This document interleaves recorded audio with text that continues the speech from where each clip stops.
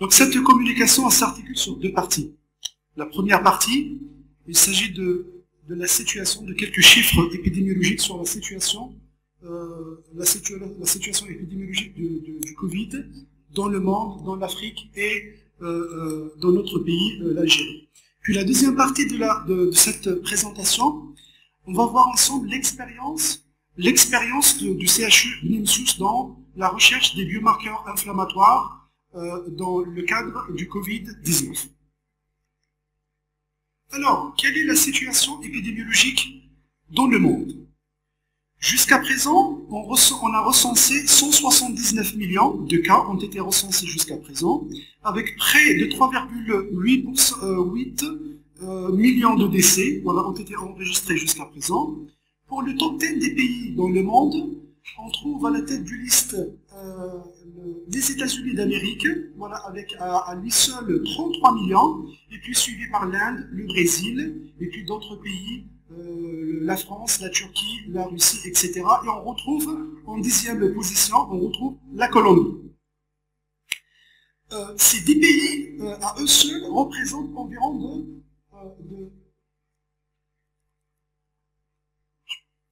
représentent à eux seuls 74% de l'ensemble des cas mondiaux. Et ces 10 pays encore, 57% des cas de décès proviennent de ces 10 pays. Pour la carte géographique de droite, on voit qu'une nuance de couleur rouge qui va de moins foncé jusqu'à le plus foncé, jusqu'à le rouge bordeaux. Et on voit, comme vous voyez, que l'Afrique, entre guillemets, elle est épargnée, bien que l'OMS a prédit un carnage de notre continent. Or, ce n'est pas le cas, donc la question reste encore posée. Pourquoi le continent africain il est épargné? Pour ce qui est de la situation épidémiologique en Afrique, comme on vient de dire que l'Afrique, elle est...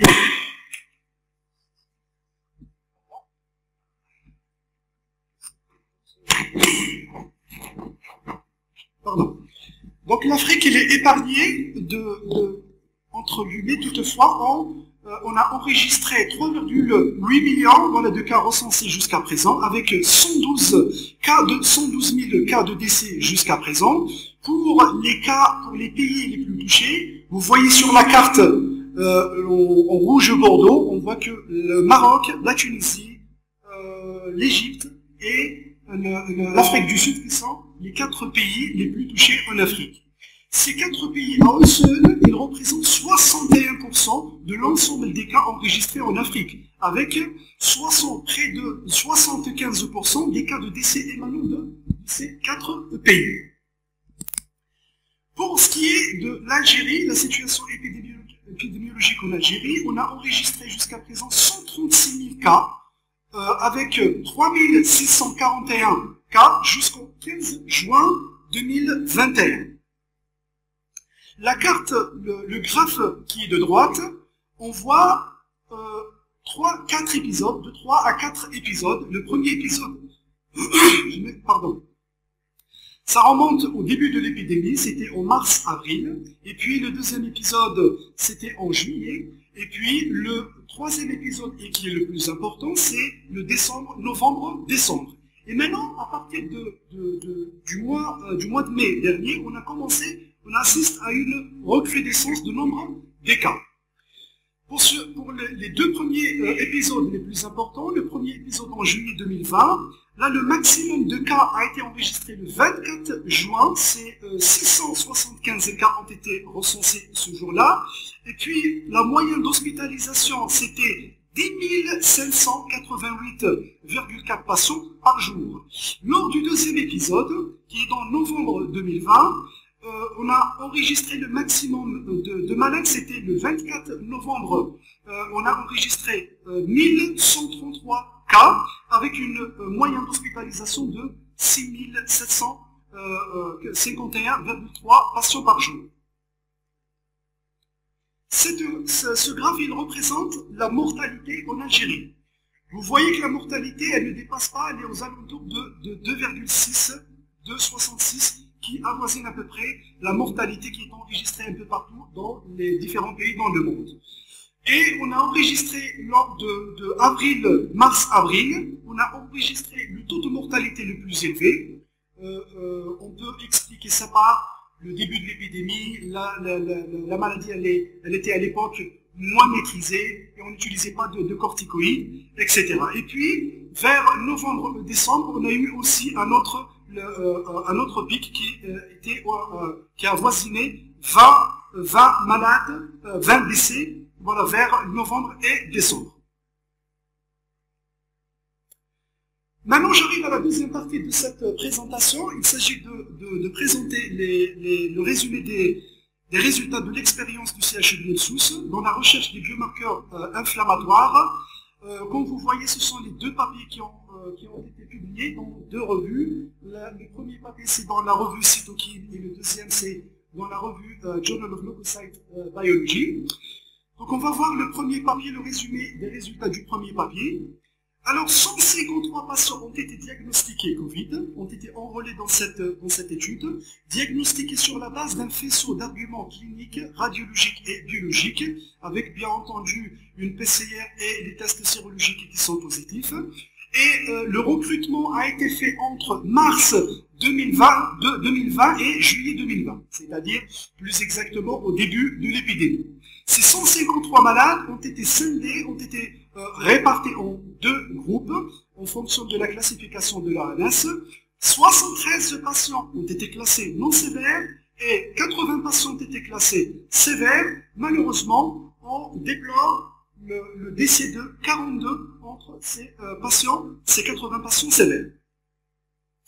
Tous ces patients ont bénéficié d'un dosage plasmatique de biomarqueurs inflammatoires que nous allons voir. La technique utilisée, c'était la technique de chimiluminescence et d'électrochimiluminescence. Et les marqueurs utilisés, c'était la procalcétonine, la ferritine, l'interleukine 6, la CRP, ainsi que le CD25 soluble qui correspond à la chaîne alpha du récepteur à l'interleukine 2. Et on a rajouté également pour tous les patients un hémogramme. Vous allez voir ce qu'on a retrouvé dans l'hémogramme. Alors, quelles sont les caractéristiques cliniques et démographiques de cette série? L'âge moyen de cette série, c'était de 61 ans, avec une prédominance masculine de 67% contre 33% pour le sexe féminin.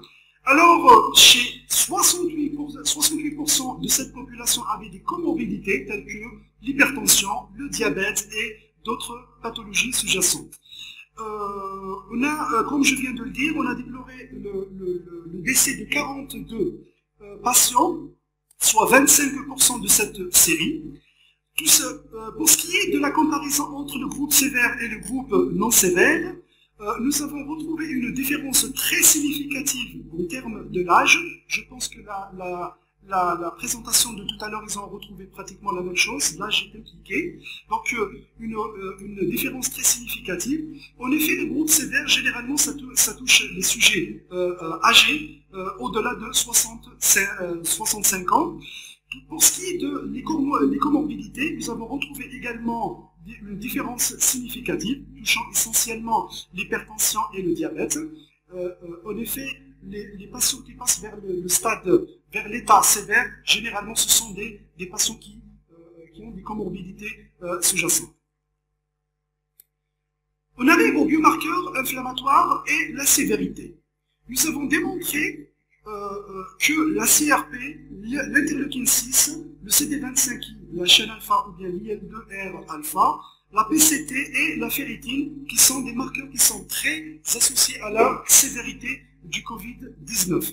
Voilà, comme on voit, la comparaison entre le groupe sévère et le non sévère avec des P très significatifs. Nous avons retrouvé encore une chose, c'est nous avons remarqué que chez les patients qui font un Covid sévère, une augmentation du taux des globules blancs et des neutrophiles, contrairement au taux des lymphocytes, qui est très bas chez les patients qui font un Covid sévère, ce qui nous a amené à calculer ce petit rapport. Ça marche pas. Le NLR, c'est le rapport des neutrophiles sur les lymphocytes et qui a donné une différence très significative entre le groupe sévère et le groupe non sévère. Cette plaque, elle montre C'est pratiquement les mêmes résultats, mais avec une représentation schématique différente, avec les box plots ou bien ce qu'on appelle les boîtes à moustaches.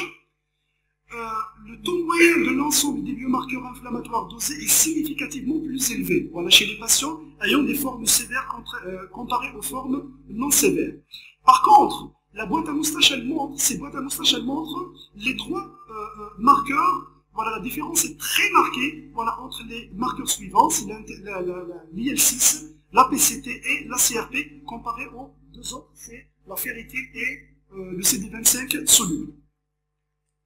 Après avoir déterminé les différents marqueurs de sévérité, voilà, qui sont liés à la sévérité, nous avons voulu calculer des cut-offs, des seuils, voilà, pour pouvoir prédire à l'avance les patients qui vont évoluer vers la sévérité et les patients qui peuvent, voilà, quand même avoir plus de chances de ne pas passer à la sévérité. Pour cela, nous avons réalisé des courbes de ROC.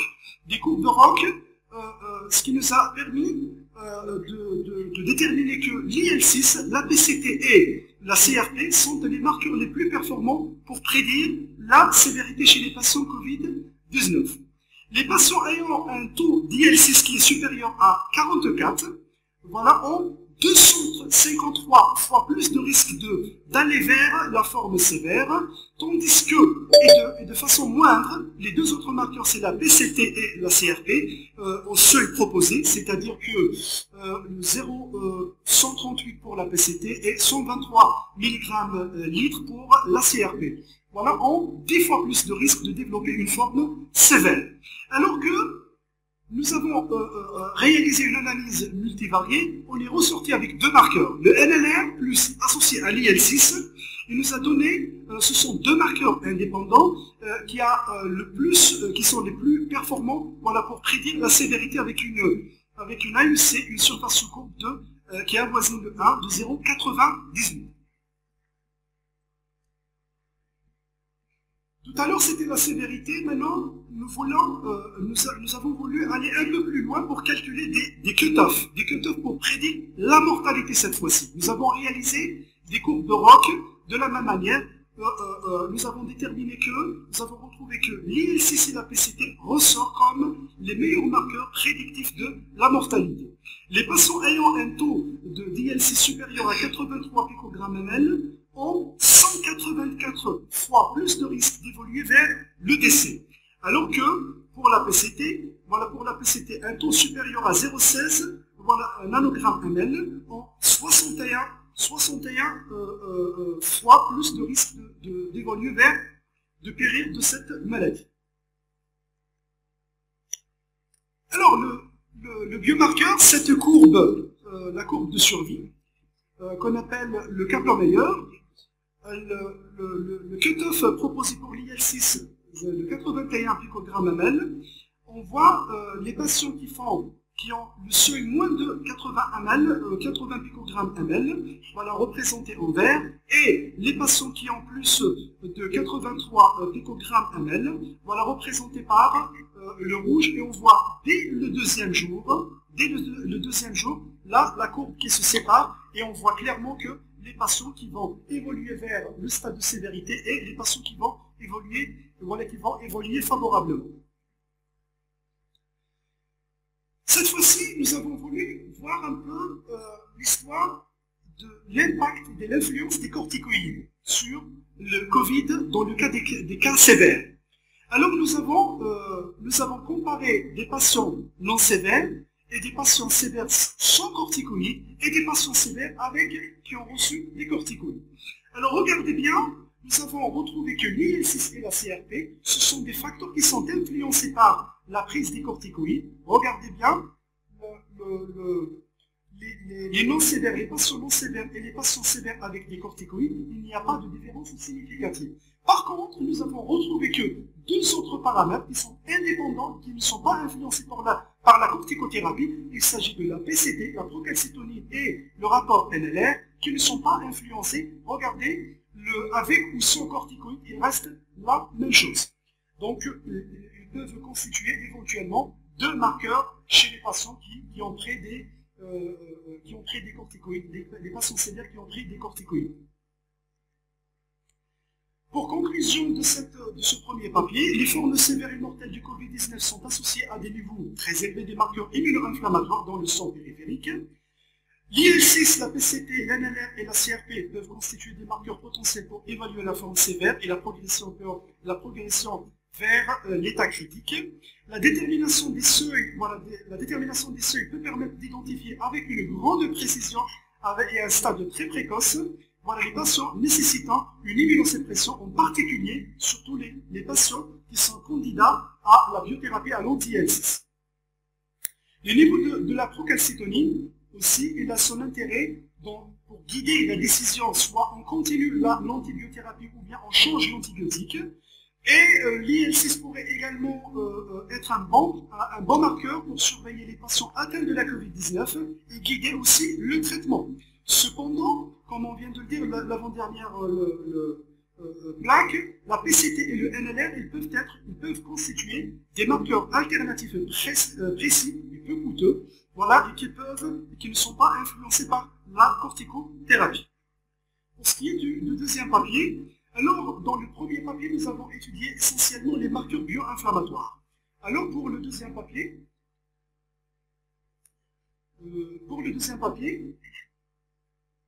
nous avons voulu savoir un peu ce qui se passe dans le système immunitaire. Chez les patients qui font la COVID, chez les COVID sévères et les non sévères, nous avons voulu savoir un peu ce qui se passe dans le système immunitaire. Pour cela, nous avons réalisé un immunophénotypage incluant les lymphocytes T, les lymphocytes B, les lymphocytes NK, et nous avons fait également un immunophénotypage étendu pour le compartiment lymphocytaire T, dans lequel nous avons évalué les lymphocytes naïfs, les lymphocytes T naïfs, les lymphocytes mémoire, les effecteurs mémoire, etc. Et nous avons également évalué les lymphocytes TCD4 et les CD8 activés, ainsi que le TH1, les TH2 et les TH17. Et nous avons voulu profiter aussi de l'occasion de voir cette histoire du choc cytokinique. Donc nous avons dosé au total 7 cytokines pour voir un peu cette histoire de tempête cytokinique, quelles sont les cytokines qui augmentent. Dans cette étude, nous avons inclus pour cette malade 57 patients répartis, 31 patients non sévères et 26 patients sévères. Et là, on voit clairement l'âge, il y a une différence très significative dans l'âge. Les différentes sous-populations lymphocytaires, que ce soit entre les patients sévères et les patients non sévères, ou bien entre les décédés et les non décédés, nous avons retrouvé pratiquement les mêmes résultats, une différence très significative entre les sévères et les non sévères et les décédés et les non décédés. Voilà, on voit clairement, quand il y a une baisse, une lymphopénie, c'est toutes les sous-populations qui diminuent, ce n'est pas une sous-population en dépôt par rapport à une autre. Pour ce qui est des TH1 et des TH2, TH17, nous n'avons pas trouvé de différence significative concernant les TH1. Par contre, tout ce qui est concernant les TH2, nous avons chez les patients Covid une diminution nette des TH2, alors que les TH17, une augmentation, c'est le contraire comparé au sujet témoin. Tout ce qui est les cytokines, le dosage des cytokines. Tout à l'heure, nous avons parlé de l'interleukine 6 qui est un marqueur bio-inflammatoire. Le dosage des différentes cytokines dont j'ai parlé tout à l'heure, nous avons rajouté un autre marqueur, c'est l'IL10. Par contre, les autres cytokines, aucune différence significative n'a été enregistrée. Je termine. Et je termine. Alors, pour ce qui est de la courbe de Kaplan-Meier, la courbe de survie et les courbes de Roch, nous avons retrouvé un marqueur de plus. Il s'agit de les lymphocytes TCD8, en plus de l'IL6 qu'on a retrouvé dans le premier papier. Donc, il s'agit de deux marqueurs qui peuvent prédire d'abord la mortalité et la sévérité. Pour conclure, la première description, ce deuxième papier, il s'agit d'une première description des caractéristiques immunologiques d'une cohorte des patients algériens atteints de Covid-19, évalués sur le plan immunologique, et la quantification d'IL6 et d'IL10 plasmatique associée au nombre de lymphocytes totaux et de leur sous-population peuvent être utilisés comme marqueurs immunologiques potentiels pour le diagnostic précoce des cas graves. Les niveaux d'IL6 et des lymphocytes TCD8 peuvent également prédire l'issue de la maladie. Soit on évolue vers la sévérité ou on va quand même avoir plus de chances de survivre. Néanmoins, d'autres investigations prospectives sont nécessaires pour définir précisément le profil immunologique au cours de l'évolution de la maladie afin d'améliorer la prise en charge clinique thérapeutique des patients Covid-19 et je vous remercie.